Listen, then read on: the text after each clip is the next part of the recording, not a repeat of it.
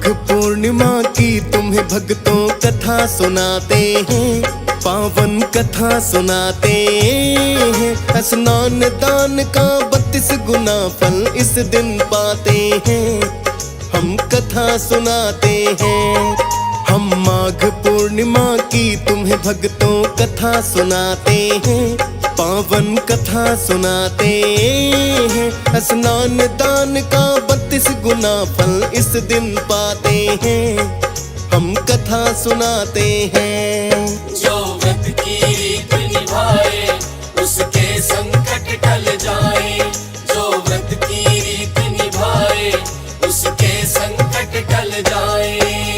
भक्तजनों, आज हम आपको माघ पूर्णिमा की परम कल्याणकारी व्रत कथा सुनाने जा रहे हैं। पुराणों में देवताओं के अनुसार इस दिन देवता धरती पर आते हैं और गंगा में स्नान करते हैं। इस शुभ संयोग पर दान पुण्य और मंत्र जाप करके उन्हें प्रसन्न किया जाता है। कहते हैं इस दिन भगवान विष्णु गंगा जल में निवास करते हैं। आज के दिन गंगा स्नान करने से भगवान विष्णु प्रसन्न होते हैं और माता लक्ष्मी की कृपा प्राप्त होती है तथा धन संपदा, यश, सुख और सौभाग्य तथा उत्तम संतान की प्राप्ति होती है। माघ पूर्णिमा को गंगा या अन्य पावन नदी या सरोवरों में स्नान करके तिलांजलि देना चाहिए तथा पितृ तर्पण करना चाहिए। कहते हैं इस दिन दान दक्षिणा का 32 गुना फल मिलता है और जातक को मोक्ष की प्राप्ति होती है। माघ पूर्णिमा के दिन माता लक्ष्मी के मंत्रों का जाप करने से घर में धन संपदा में वृद्धि होती है। माता लक्ष्मी को पीले रंग के वस्त्र या सामग्री अर्पित करने से सदैव भक्तों पर प्रसन्न रहती हैं। तो भक्तजनों, आइए आगे की कथा आप सभी को बताता हूँ।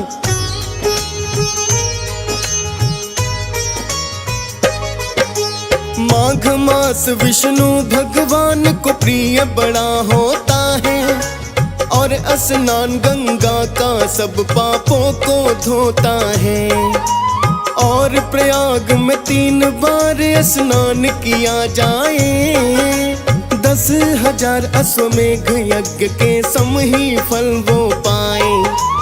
पद्म पुराण में माघ मास का विस्तृत वर्णन है। माघ मास में गंगा स्नान से विष्णु जी रहते प्रसन्न हैं। यदि मानो कोई चाहता सब पापों से मुक्ति पाना, माघ मास गंगा स्नान की रीत को चाहिए निभाना। वासुदेव भगवान फिर कृपा बरसाते हैं, पावन कथा सुनाते हैं। स्नान दान का 32 गुना फल इस दिन पाते हैं, हम कथा सुनाते हैं। जो व्रत की रीत निभाए उसके संकट टल जाए, जो व्रत की रीत निभाए उसके संकट टल जाए। भक्तजनों, माघ मास की पूर्णिमा को 32वीं पूर्णिमा इसीलिए कहते हैं कि इस दिन दान पुण्य का 32 गुना फल मिलता है। और यदि माघ मास में प्रयाग में 3 बार स्नान किया जाए तो 10,000 अश्वमेघ यज्ञ के समान फल प्राप्त होता है। माघी पूर्णिमा की एक पौराणिक कथा अब हम आप सबको सुनाते हैं। प्राचीन काल में नर्मदा नदी के तट पर शुभ व्रत नामक एक विद्वान ब्राह्मण रहता था, किंतु वो बड़ा ही लालची था। उसका लक्ष्य अधिक से अधिक धन अर्जित करना था। अधिक मेहनत करने के कारण वो समय से पूर्व ही वृद्ध दिखाई देने लगा और अनेक बीमारियों ने घेर लिया।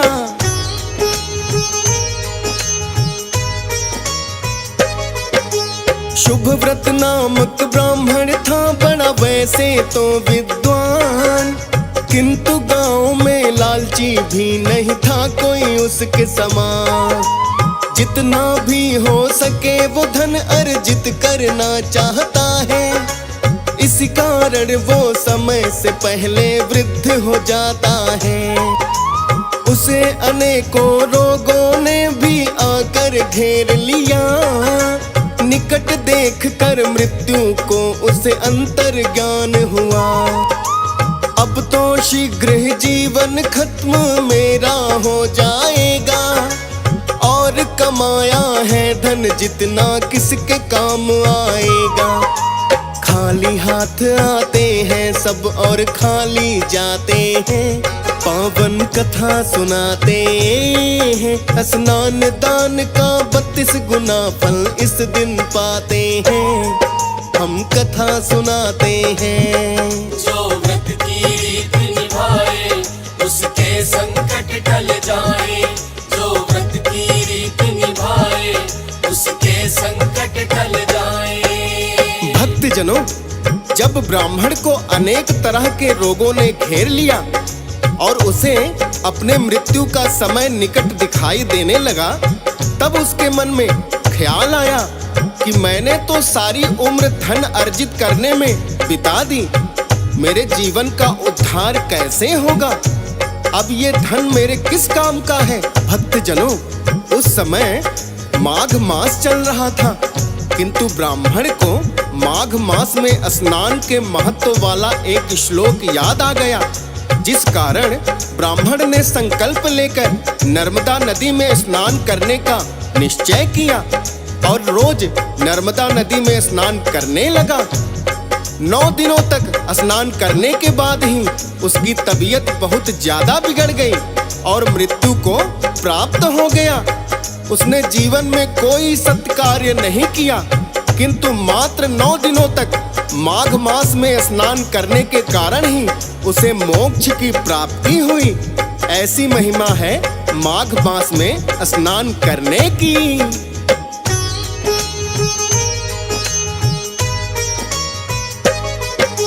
नेक कर्म नहीं जीवन में कोई ब्राह्मण ने किया है, किंतु माघ मास में स्नान का संकल्प ले लिया है।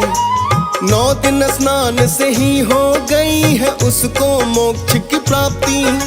माघ मास के पावन स्नान में होती इतनी शक्ति, और पूर्णिमा स्नान का भक्तों बड़ा महत्व है। सनातन धर्म में माघ पूर्णिमा भी एक उत्सव है। भक्त अनेकों माघ पूर्णिमा व्रत भी करते हैं। व्रत कथा एक पूर्णिमा की है, उसे भी सुनते हैं। आओ भक्तों, उसी कथा को हम दोहराते हैं। पावन कथा सुनाते हैं। स्नान दान का 32 गुना फल इस दिन पाते हैं। हम कथा सुनाते हैं। जो व्रत की रीत निभाए उसके संकट टल जाए। जो व्रत की रीत निभाए उसके संकट टल जाए। भक्तजनों, यूं तो माघ मास में पवित्र नदियों में स्नान करने का महत्व है, किंतु माघ पूर्णिमा के स्नान का महत्व तो अनेक यज्ञों के समान है। इस दिन दान पुण्य और व्रत करने से अमोघ फल की प्राप्ति होती है। अनेकों भक्त माघ पूर्णिमा का व्रत भी पूरे श्रद्धा भाव से करते हैं और पूजा पाठ के पश्चात माघ पूर्णिमा की व्रत कथा भी अवश्य ही सुनते हैं। भक्तजनों, आइए सुनते हैं माघ पूर्णिमा के व्रत की ये परम कल्याणकारी व्रत कथा।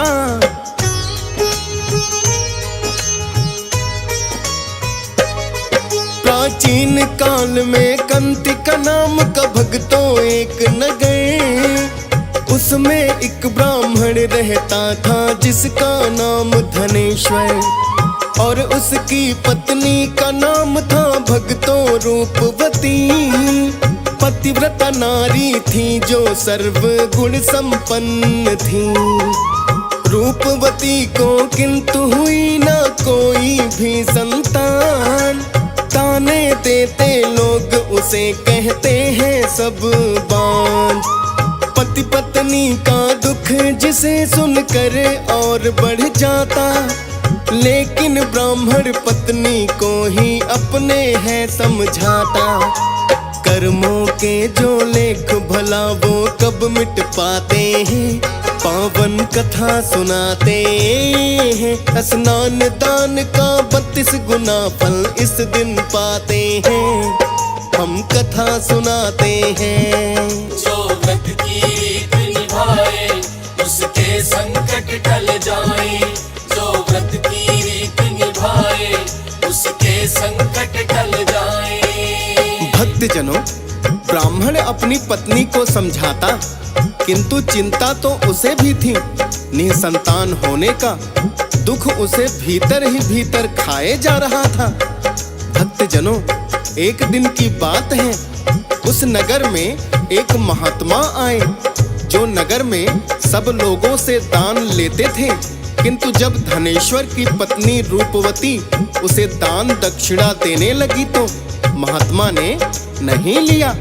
ये देख धनेश्वर कहने लगा, हे महात्मन, आपने सभी का दान ग्रहण कर लिया, किंतु हमारा दान नहीं लिया। यदि हमसे कोई भूल हो गई हो तो क्षमा करें। तब महात्मा कहने लगे, हे विप्र, तुम बहुत ही विनम्र और सबका सम्मान करने वाले हो, तुमसे भूल कदापि नहीं हो सकती। तब धनेश्वर पूछने लगा, हे महाराज, फिर आप हमारा दान क्यों स्वीकार नहीं कर रहे? तब महात्मा कहने लगे, हे धनेश्वर, तुम निसंतान हो और दंपत्ति के घर से भिक्षा अथवा दान लेना अधम और पापी से दान लेने के समान है। इतना सुनते ही धनेश्वर उसे महात्मा के पैरों में गिर पड़ा और कहने लगा,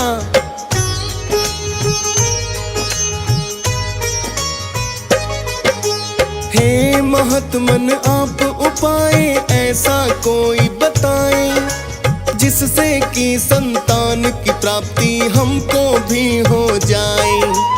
हुई नहीं संतान की प्राप्ति किए अनेक उपाय, हम दोनों पति पत्नी को बस चिंता यही सताए। सुनकर ब्राह्मण की विनती बड़ी दया उन्हें आई, और संतान प्राप्ति की भी युक्ति उसे बताई। श्रद्धा भाव से है ब्राह्मण माँ काली का ध्यान करो, पूरा करे माँ मन की इच्छा ये विश्वास धरो। ऋषि मुनियों के कहे वचन कभी व्यर्थ न जाते हैं, पावन कथा सुनाते हैं। स्नान दान का 32 गुना फल इस दिन पाते हैं, हम कथा सुनाते हैं। जो व्रत की रीत निभाए उसके संकट टल जाए, जो व्रत की रीत निभाए उसके संकट टल जाए। भक्तजनों, धनेश्वर के विनती करने पर उस महात्मा ने ब्राह्मण को संतान प्राप्ति का उपाय बताए और कहने लगे, हे ब्राह्मण, तुम दोनों पति पत्नी 16 दिनों तक श्रद्धा पूर्वक काली माता की पूजा करो, जिससे तुम्हें संतान की प्राप्ति अवश्य ही होगी। पति पत्नी को महात्मा द्वारा बताए गए उपाय में आशा की एक किरण नजर आई और धनेश्वर काली माता की पूजा करने के लिए वन में चला गया। उसने महात्मा के बताए अनुसार 16 दिनों तक विधान से माता काली की पूजा की और उपवास रखा। ब्राह्मण की पूजा से माता काली अति प्रसन्न हो गई और उसे सपने में आकर दर्शन दिए और कहने लगी, हे धनेश्वर, तुम्हारी भक्ति से मैं प्रसन्न हुई। मैं तुम्हें पुत्र रत्न की प्राप्ति का वरदान देती हूँ। प्रातः काल जब तुम उठोगे तो तुम्हें आम का एक वृक्ष दिखाई देगा, जिससे आम तोड़कर तुम अपनी पत्नी को खिला देना। तुम्हारी पत्नी को पुत्र की प्राप्ति होगी, किंतु तुम्हारा पुत्र अल्पायु होगा। उसकी आयु मात्र 16 वर्षों की ही होगी। यदि तुमने श्रद्धा पूर्वक 32 पूर्णमासी व्रत कर लिए तो तुम्हारा पुत्र दीर्घायु हो जाएगा। इतना कहकर काली माता अंतर ध्यान हो गई।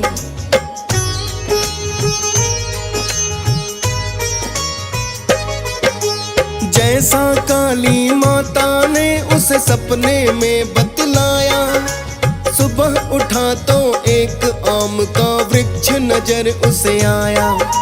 बड़े ही आम लगे थे जिस पर मीठे पके हुए, सत्य हो गई काली माँ ने जो भी वचन कहे।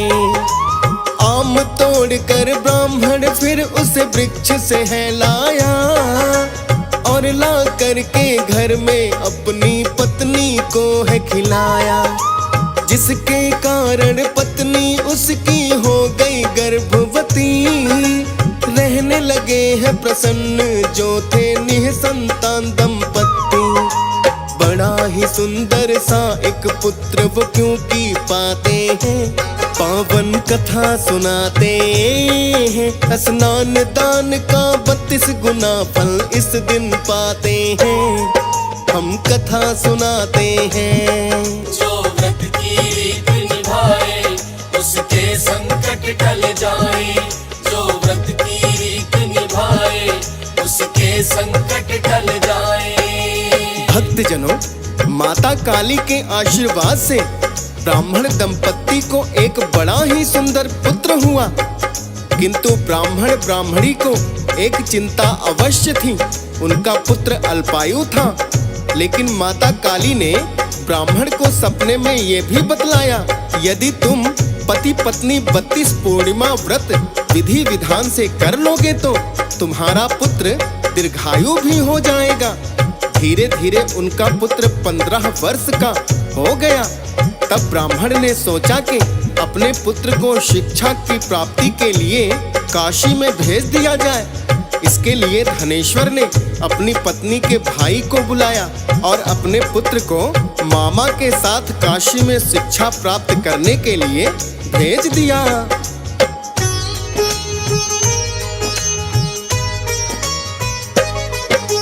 मामा भांजा दोनों ने किया काशी को प्रस्थान। चलते चलते राह में उनको होने लगी थकान। सोचा कि अब थोड़ा सा विश्राम किया जाए। एक पीपल के वृक्ष के नीचे दोनों चले आए और विश्राम की मुद्रा में वहां आकर बैठ गए। कितना और सफर बाकी है भांजा फिर ये कहे। बोले मामा अधिक हुआ तय थोड़ा ही बाकी है। चल पड़ेंगे हम दोनों, थकान जो थोड़ी मिट जाती है। 2:30 पहर इन बातों में उनके चल जाते हैं। पावन कथा सुनाते हैं। स्नान दान का 32 गुना फल इस दिन पाते हैं, हम कथा सुनाते हैं। जो व्रत की रीत निभाए उसके संकट टल जाए, जो व्रत की रीत निभाए उसके संकट टल जाए। भक्तजनों, मामा भांजा जिस गांव के पास पीपल के नीचे विश्राम कर रहे थे, उसी गांव में किसी कन्या की शादी थी कि अचानक दूल्हा नेत्रहीन हो गया। कन्या के माता पिता ने सोचा, नेत्रहीन से हम अपनी कन्या का विवाह कैसे करें, जिस कारण बारात खाली हाथ लौट गई। गांव से बाहर आए तो कन्या के पिता की नजर मामा भांजा दोनों पर पड़ी और कन्या का पिता कहने लगा, मैं तुम्हारे भांजे से अपनी कन्या का विवाह करना चाहता हूँ। मामा मान गया, किंतु जब विवाह के रस्म होने लगे तो लड़के ने बता दिया कि मैं तो अल्पायु हूँ। तब उसकी होने वाली पत्नी कहने लगी, हे ब्राह्मण पुत्र, जिससे मेरा विवाह होना था वो अचानक नेत्रहीन हो गया और तुम अल्पायु होने की बात कह रहे हो।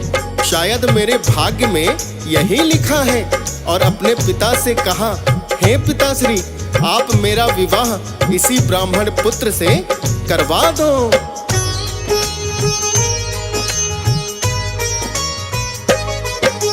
अपनी कन्या का कहना है पिता ने मान लिया, अल्पायु के साथ में ही पुत्री का विवाह किया। सब रस्मों के साथ में उनका विवाह हुआ संपन्न। ब्राह्मण पुत्र ने किया नहीं है किंतु उस दिन भोजन। जब कन्या ने देखा कि है पति मेरा क्यों उदास, आकर के वो लगी पूछने अपने पति के पास। बोले स्वामी आपको है चिंता किस बात की, अल्पायु है मेरी उसने बात खोल कर कह दी। थोड़े ही दिन के हैं प्रिय ये रिश्ते नाते हैं, पावन कथा सुनाते हैं। स्नान दान का 32 गुना फल इस दिन पाते हैं, हम कथा सुनाते हैं। जो व्रत की रीत निभाए उसके संकट टल जाए, जो व्रत की रीत निभाए उसके संकट टल जाए। भक्तजनों, ब्राह्मण पुत्र ने अपनी पत्नी को सारी बात बता दी और कहने लगा, मेरी आयु सिर्फ 1 वर्ष शेष बची हुई है और मैं शिक्षा ग्रहण करने के लिए अपने मामा के साथ काशी जा रहा था कि तुम्हारे पिताजी ने मेरी शादी तुमसे करवा दी। अब हम दोनों का पति पत्नी का संबंध है। मैंने इनको पहले ही बता दिया था कि मैं अल्पायु हूँ।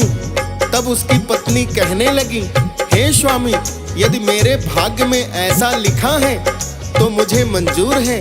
तब ब्राह्मण पुत्र उसे अपनी अंगूठी देकर कहने लगा, तुम अंगूठी पहन लो, मैं शिक्षा प्राप्ति के लिए काशी जा रहा हूँ।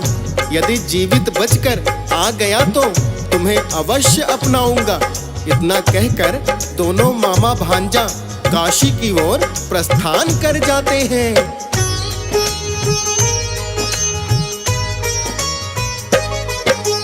काशी में आकर के उसने विद्या प्राप्त है की। विद्या ग्रहण करते हुए बीत गया 1 वर्ष भी। मामा भांजा दोनों ही इस बात को जानते हैं, सत्य वचन हो काली माँ के इतना मानते हैं। दीर्घायु होने का किंतु उपाय भी बतलाया, माता पिता ने विधि विधान से पूरा जिसे निभाया। काली माँ ने जैसा कहा था वैसा ही हुआ है। ब्राह्मण पुत्र को काले सर्प ने आकर डस लिया है। सर्प दंश से प्राण पखेरु उड़ ही जाते हैं, पावन कथा सुनाते हैं। स्नान दान का 32 गुना फल इस दिन पाते हैं, हम कथा सुनाते हैं। जो व्रत की रीत निभाए उसके संकट टल जाए, जो व्रत की रीत निभाए उसके संकट टल जाए। भक्तजनों, ब्राह्मण पुत्र तो अल्पायु था। जैसे ही 16 वर्ष पूरे हुए उसे एक सर्प ने डस लिया और उसकी मृत्यु हो गई। किंतु उसके माता पिता ने पूरे विधि विधान से 32 पूर्णिमा व्रत किए थे। जब मामा अपने भांजे के मृत शरीर के पास विलाप कर रहा था तो भोले और पार्वती वहां से जा रहे थे। माता पार्वती से उसके मामा का विलाप देखा ना गया और भोलेनाथ से कहने लगी, हे भोलेनाथ, इसके माता पिता ने पूरे विधि विधान से पूर्णिमा के व्रत किए हैं और मेरे ही स्वरूप काली माता ने वचन दिया है कि 32 पूर्णिमा व्रत करने से इसे दीर्घायु प्राप्त होगी। तो आप इस ब्राह्मण पुत्र को जीवन दान दें। भोलेनाथ ने माता पार्वती की बात मानकर ब्राह्मण पुत्र को फिर से जीवित कर दिया और अंत में शिक्षा प्राप्त करके अपनी पत्नी को लेकर घर लौट आया। उसके माता पिता बेटे के साथ में बहू को देखकर अत्यंत ही प्रसन्न हुए। भक्तों, ऐसी है पूर्णिमा व्रत की शक्ति।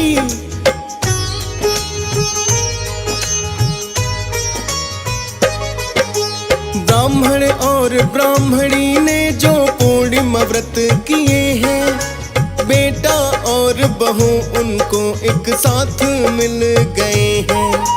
अल्पायु से दीर्घायु भी पुत्र हो गया है। काली माता ने सपने में जैसा उसे कहा है। पूर्णिमा व्रत की सुन लो भक्तों, पावन कथा यही है। सुनने मात्र से ही इसके होती सुख की प्राप्ति है। हंस राज रलहन सुनते हैं ऐसी अनेक कथाएं। DS पाल जो गाता है भक्तों का ज्ञान बढ़ाए। फौजी सुरेश भी सिमर शारदा कलम चलाते हैं। पावन कथा सुनाते हैं। स्नान दान का 32 गुना फल इस दिन पाते हैं। हम कथा सुनाते हैं। जो व्रत की रीत निभाए उसके संकट टल जाए। जो व्रत की रीत निभाए उसके संकट टल जाए।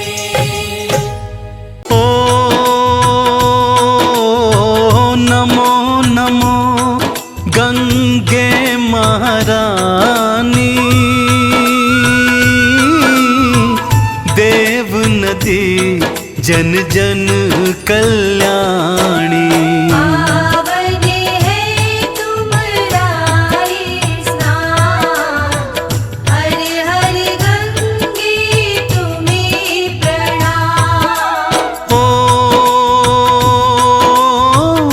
विष्णु के नख से मां निकली,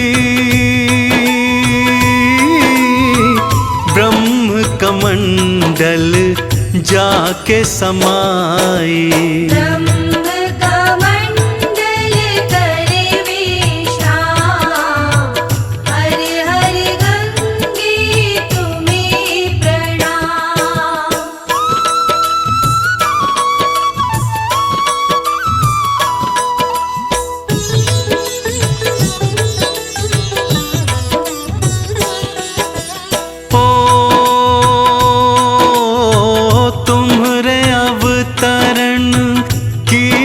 कहानी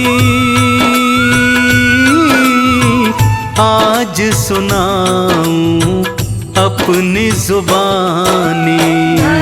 तो सुनो लगा कर ध्यान, हर हर गंगे तुम्हें प्रणाम। राजा सगर था महाबलशाली, अश्वमेघ की इच्छा पाली।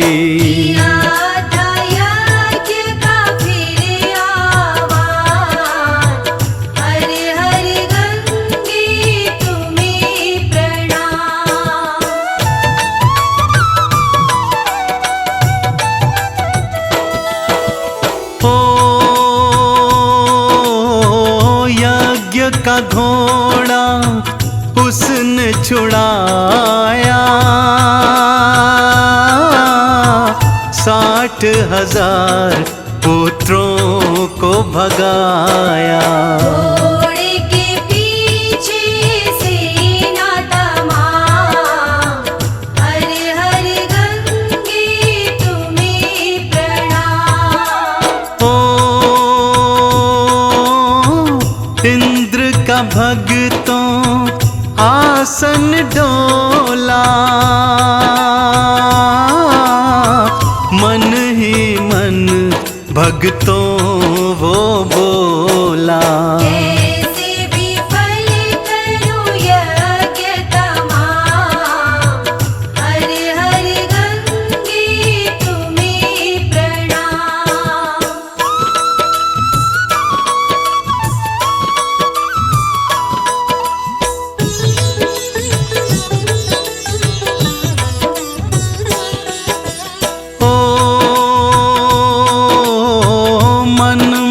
कुटिलता उसके समाई, यज्ञ का घोड़ा लिया था चुराई। इंद्र ने कर डाला ये काम, हर हर गंगे तुम्हें प्रणाम। ओ कपिल मुनि के आश्रम आया, यज्ञ का घोड़ा वहाँ बंधवाया। कपिल मुनि करते थे ध्यान, हर हर गंगे तुम्हें प्रणाम।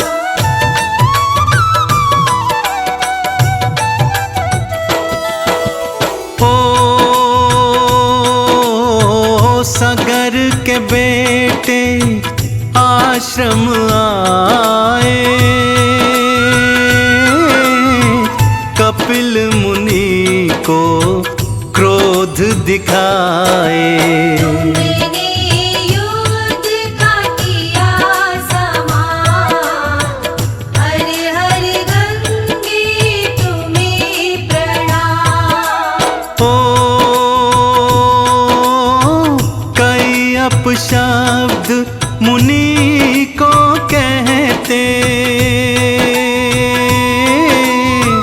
तब वो मुनि का खंडित करते।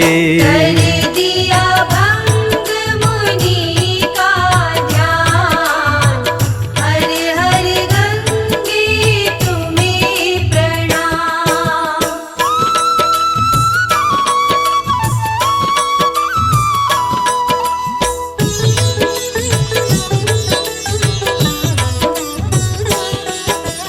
ओ ज्यों ही मुनि ने नैना खोले, निकली अग्नि बरसे शोले।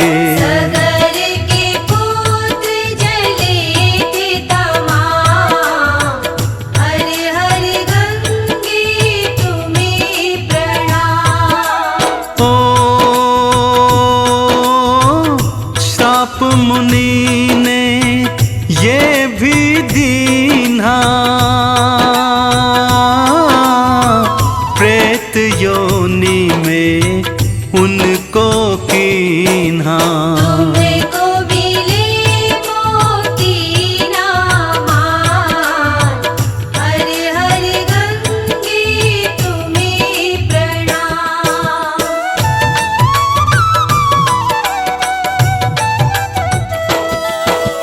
ओ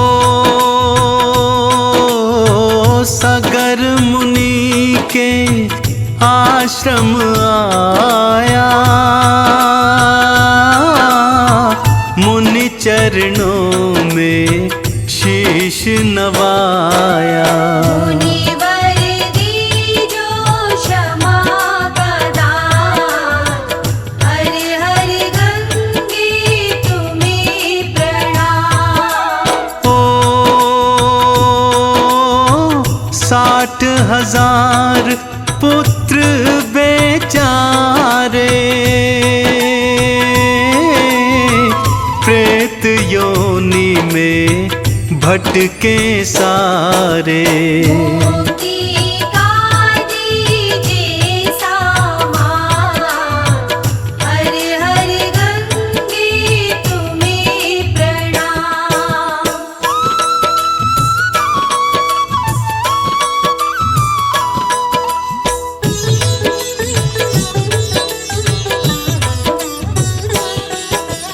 ओ श्राप मेरा खाली ना जाए,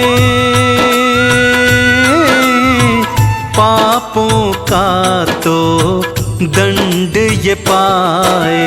वापस ना लौटेंगे प्राण, हर हर गंगे तुम्हें प्रणाम।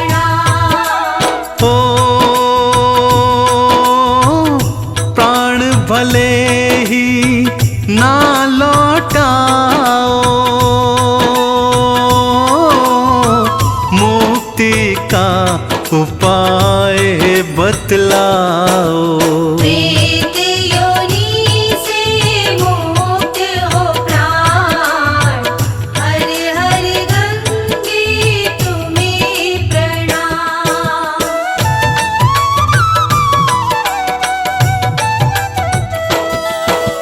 ओ गंगा जल मुक्ति का साधन, करो मां गंगा का आवाहन। मुक्त करेगी गंगा माँ, हर हर गंगे तुम्हें प्रणाम। ओ स्वर्ग से उनको लाना होगा, राख को इनकी छुआना होगा।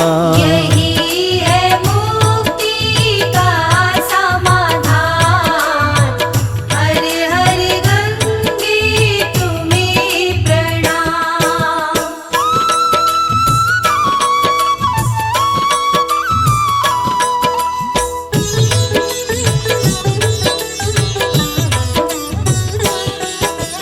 ओ गंगा माँ का तप था कीन्हा, पर माने ना दर्शन दीन्हा। कई पीढ़ियाँ हुई तमाम, हर हर गंगे तुम्हें प्रणाम। ओ भागीरथ की आई बारी,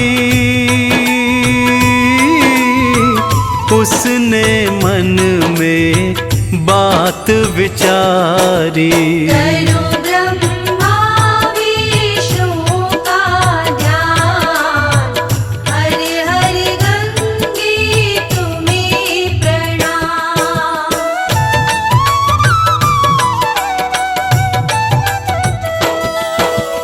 ओ घोर तपस्या उसने कीन्हे, ब्रह्मा विष्णु दर्शन दीन्हे। करो रे शंकर का आह्वान, हर हर गंगे तुम्हें प्रणाम। ओ गंगा माँ का वेग है भारी, हर सकते केवल त्रिपुरारी।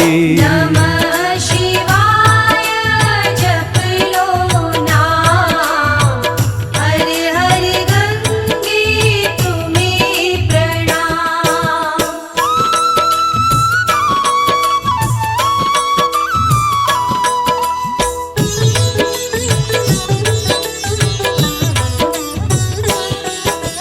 ओ शिव की शरण भागीरथ आया, शिव ने उसको दर्श दिखाया।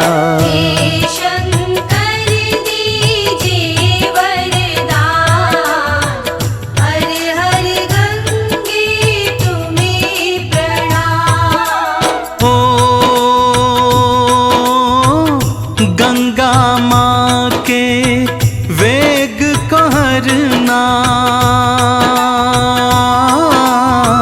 हे शंकर कल्याण ये करना। लो गंगा के वेग को थाम, हर हर गंगे तुम्हें प्रणाम।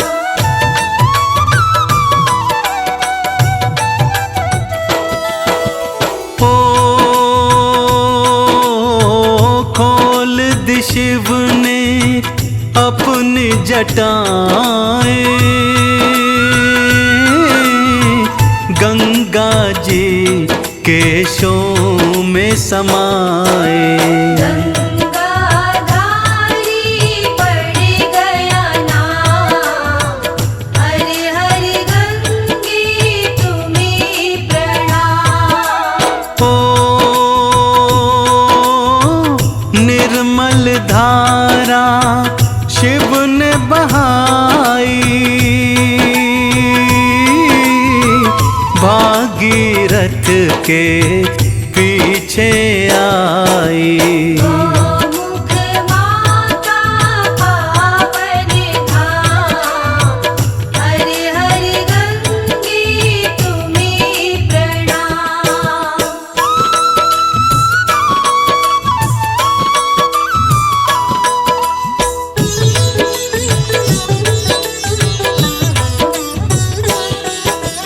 ओ ऋषिकेश हरिद्वार में आई, इस धरती के पाप मिटाई। हर हर गंगे जप लो नाम, हर हर गंगे तुम्हें प्रणाम। ओ भागीरथ के पुरखे तारे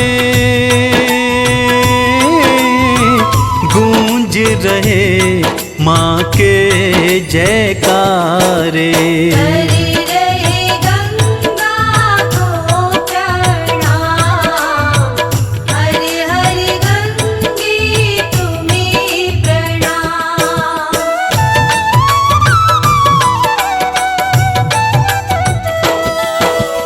ओ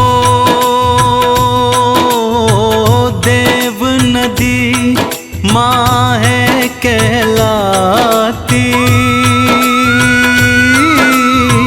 भव सागर से पार लगाती।